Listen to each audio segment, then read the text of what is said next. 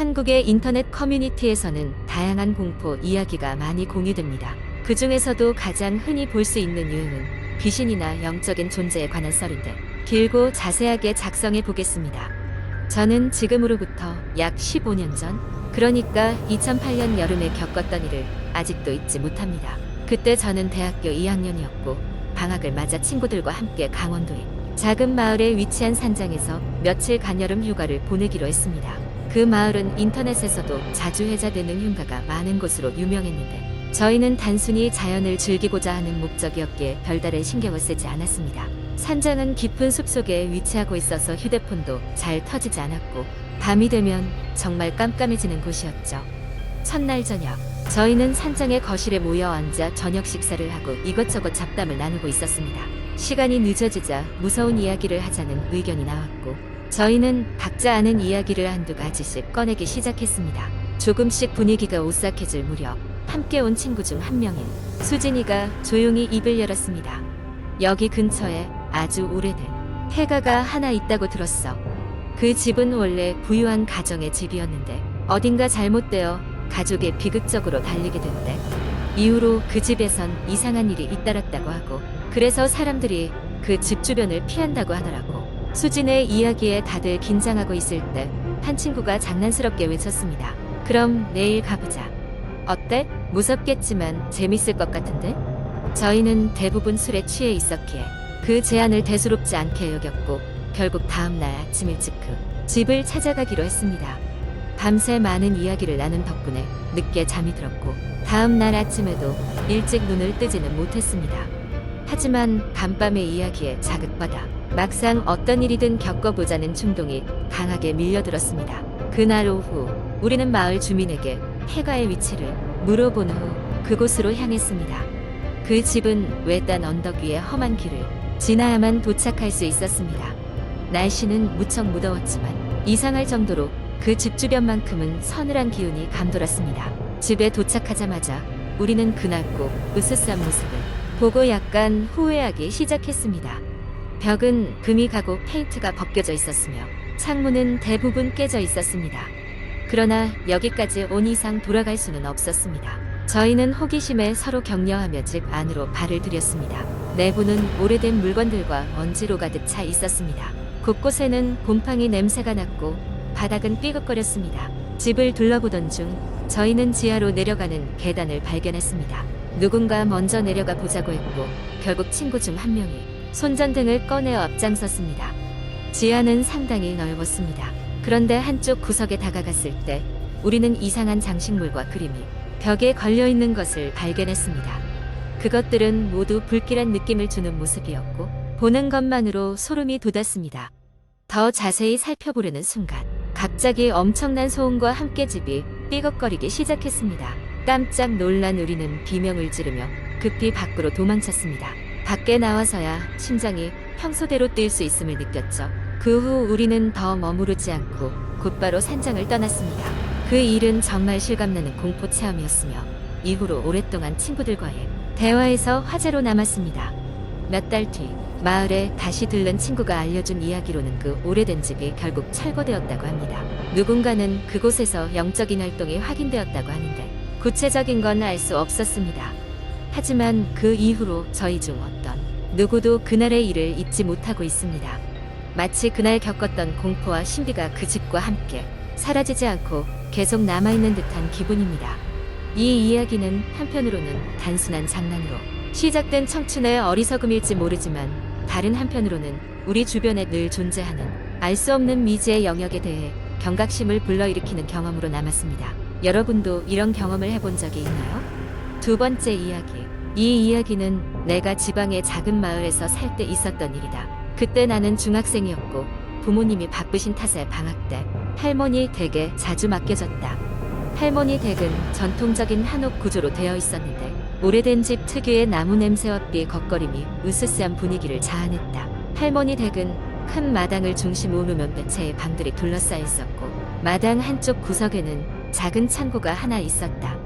그 창고는 항상 잠겨 있었고 할머니는 우리에게 절대 가까이 가지 말라고 몇 번이나 당부하셨다. 하지만 어린 마음에 호기심이 가득 찬 나는 친구들과 함께 창고를 탐험해 보기로 결심했다. 어느 날 밤 친구 2명과 나는 할머니가 주무시는 틈을 타 마당으로 나왔다. 달빛이 환하게 비추고 있었지만 창고 주변은 이상하리만큼 어둡게 느껴졌다. 그런 상황에서 괜히 마음은 두근거렸지만 우리는 용기를 내어 할머니 방에서 몰래 가져온 열쇠를 사용해 창고 문을 열었다. 문을 열자 삐걱거리는 소리와 함께 곰팡이 냄새가 코를 찔렀다. 우리는 핸드폰 손전등을 켜고 내부를 살펴보았다. 창고 안에는 못 보던 낡은 가구들과 먼지가 뽀얗게 쌓인 서리들, 이상한 모양의 장신구들이 있었다. 친구 중 한 명이 여기 아무것도 없네라며 실망한 목소리로 말했다. 그 순간 우리는 웃으며 돌아가려던 찰나 의문의 속삭임 소리를 들었다. 순간 모두가 얼어붙었다. 들었어? 나는 친구들에게 물었다. 그들도 들었는지 고개를 끄덕였다. 소리는 다시 들려왔다. 그것은 분명 우리를 부르는 조용한 속삭임이었다. 마음은 얼어붙었지만 우리는 그 소리가 나는 곳을 찾아 안쪽으로 더 깊이 들어갔다. 한 귀퉁이에 놓인 커다란 거울이 눈에 들어왔다. 거울은 먼지가 쌓여 형체를 알아볼 수 없을 정도였지만 뭔가 이상했다. 우리는 손전등을 통해 비춰보았다. 그 순간 거울에서 뭐라 설명할 수 없는 형체가 지나가는 것이 보였다. 그것은 마치 사람 같았지만 형체가 분명하지 않았다. 순간적으로 우리는 혼비백산하여 비명을 지르고 말았다. 다급히 창고를 빠져나와 문을 닫고 덜덜 떨며 돌아갔다. 그 후 할머니는 아무 일 없었다는 듯 우리를 한심시켰지만 그날 이후로 창고는 다시는 열려지지 않았다. 그 사건은 시간이 지나면서 잊혀질 것 같았지만 나는 여전히 밤이 되면 그때의 속삭임과 형체가 떠올라 소름이 끼치곤 한다. 할머니는 돌아가시기 전 그 창고에 대해서는 아무 말도 남기지 않으셨다. 다만 그냥 조심해야 한다 라는 말씀만 전해주셨을 뿐이다. 그 이후로 나는 다시는 그 창고에 가까이 가지 않았고 마을 어른들은 그곳을 그냥 2층 공간으로 놔두려는 듯했다. 하지만 할머니가 돌아가신 지금도 그 창고는 여전히 마당 한 구석에 자리 잡고 있으며 그날 밤의 미스터리와 공포는 여전히 내 머릿속을 떠돌고 있다. 세 번째 이야기. 몇 년 전 서울의 평범한 한 아파트 단지에 혜진이라는 여성이 살고 있었습니다. 혜진은 직장 때문에 늦은 밤까지 야근하는 일이 잦았고 그날도 어김없이 늦은 시간에 집으로 돌아왔습니다. 지친 몸을 이끌고 침대에 누운 그녀는 금세 깊은 잠에 빠졌습니다. 새벽 2시쯤 혜진의 휴대폰이 울리기 시작했습니다. 갑작스러운 전화 벨소리에 놀라 잠에서 깬 그녀는 전화 화면을 확인했지만 발신자의 번호는 비공개로 표시되어 있었습니다. 그 시간에 오는 전화는 보통 좋지 않은 소식이기에 뭔가 불안한 마음이 들었지만 일단 전화기를 들어 통화를 받았습니다. 그리고 들려온 것은 끔찍한 소리였습니다. 도와줘. 제발. 라며 흐느끼는 여성의 목소리가 이어졌습니다. 혜진은 순간적으로 몸이 얼어붙었지만 침착하게 목소리의 주인공에게 무슨 일이냐고 물었습니다. 하지만 상대방은 같은 문장을 반복할 뿐이었습니다. 도와줘. 제발. 혜진은 바로 경찰에 신고하려고 전화기를 내려놓자 전화는 갑자기 끊겼습니다. 이상한 기분에 사로잡혀 잠을 설치던 그녀는 그 다음날 회사에서 동료들에게 이 이야기를 털어놓았지만 다들 장난 전화일 거라며 대수롭지 않게 여겼습니다. 그러나 그 다음날 밤 같은 시간에 동일한 발신자 비공개 번호로 전화가 걸려왔습니다. 그리고 또다시 그 흐느끼는 목소리. 도와줘. 제발. 이번에는 더 절박한 느낌이었습니다. 혜진은 겁에 질려 이런 장난을 치지 말라고 소리쳤지만 상대방은 여전히 같은 문장만 중얼거렸습니다. 그녀는 차가운 식은땀이 등에서 흘러내리는 것을 느끼며 경찰에 다시 신고했습니다.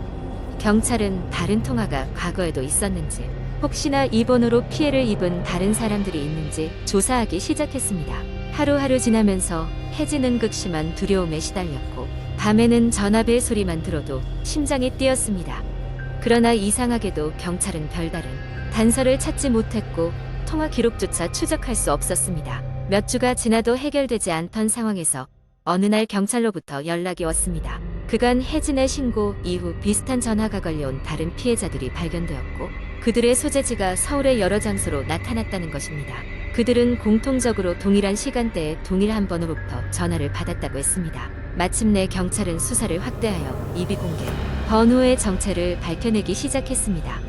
그리고 밝혀진 사실은 충격적이었습니다. 그것은 실제로 몇 달 전 실종된 여성이 남긴 마지막 전화였는데, 이 여성은 마지막으로 도와줘, 제발 이라고 말한 뒤 행방불명되었던 것으로 드러났습니다. 따라서 이 전화는 실제로 그녀가 갇혀 있을지 모르는 곳에서 전류나 어떤 신호와 연결되어 자동으로 재전송되고 있던 것입니다. 혜진은 이 사실을 알고 난 뒤 그 여성의 영혼이 아직도 어딘가에서 도움을 요청하고 있다는 생각에 소름이 돋았지만, 동시에 그 신호를 통해 그녀를 찾아내려는 의지로 용기를 얻었습니다. 경찰은 그 이후로도 해당 사안을 조사하며 그 여성의 흔적을 추적하기 위해 다양한 노력을 기울였다고 합니다. 혜진은 여전히 밤이 되면 끊임없이 이상한 전화가 걸려오지만 그것이 더 이상 두렵지 않았습니다. 그녀는 언젠가 반드시 그 여성에게 닿을 수 있을 거라는 희망을 품고 있었기 때문입니다.